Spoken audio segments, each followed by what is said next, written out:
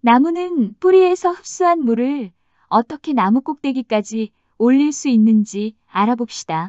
식물은 여러 가지 영양분과 물을 뿌리에서 흡수합니다. 어떻게 밖에 있던 물이 뿌리 안으로 들어갑니까? 삼투압에 밀려 들어갑니다. 삼투압이 무엇입니까? 우선 삼투현상이란 반투막을 사이에 두고 농도가 다른 두 용액을 놓았을 때 저농도에서 고농도로 물이 확산되는 현상입니다. 예를 들어주세요. 미세한 구멍이 뚫려 있기 때문에 물은 통과시키지만 용질은 통과시키지 못하는 막을 반투막이라 합니다. 어떤 것들이 반투막입니까? 셀로판, 세포막, 달걀 속껍질 같은 막이 반투막입니다. 반투막의 양쪽에 물과 설탕물을 넣으면 삼투현상에 의해 물이 반투막을 통과하여 설탕물로 들어갑니다. 그러면 물은 줄어들고 설탕물은 많아지면서 농도가 낮아집니까? 그렇습니다. 이때 물을 반투막으로 밀어 설탕물 쪽으로 통과시키는 압력을 삼투압이라고 말합니다.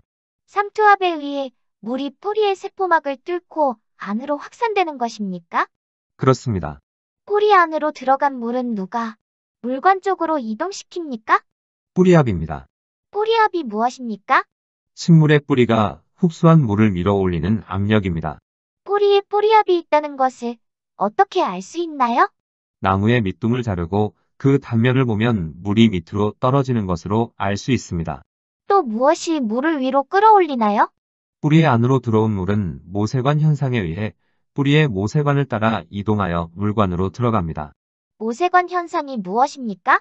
그림에서 보는 것처럼 액체 속에 모세관을 넣었을 때 모세관 내의 액체면이 외부의 액체면보다 높거나 낮아지는 현상입니다. 이런 현상은 왜 일어납니까? 액체의 응집력과 모세관과 액체 사이의 부착력의 차이에 의해 일어납니다.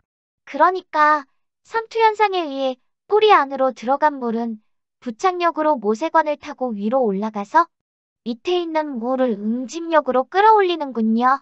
만약 식물체 내에 물이 꽉 차 있다면 외부에서 물이 식물체로 들어갈 수 있을까요? 못 들어가겠죠? 바로 그때 식물의 잎에서 물이 빠져나가는 증산작용이 일어난다면 어떤 변화가 일어날까요? 물이 빠져나간 그 공간이 밑에 있던 물로 채워지면서 물이 밑에서 위로 이동하는 물의 흐름이 생기겠군요. 결국 증산작용도 물을 상승시키는 원인이네요. 정리하면 높은 나무 꼭대기까지 물이 올라갈 수 있는 것은 증산작용뿐만 아니라 삼투압, 모세관 현상, 물 분자의 응집력 등이 종합적으로 작용한 결과군요. 이상으로 나무의 뿌리에서 꼭대기까지 물이 어떻게 올라가는지에 대해서 알아봤습니다. 여러분 수고하셨습니다.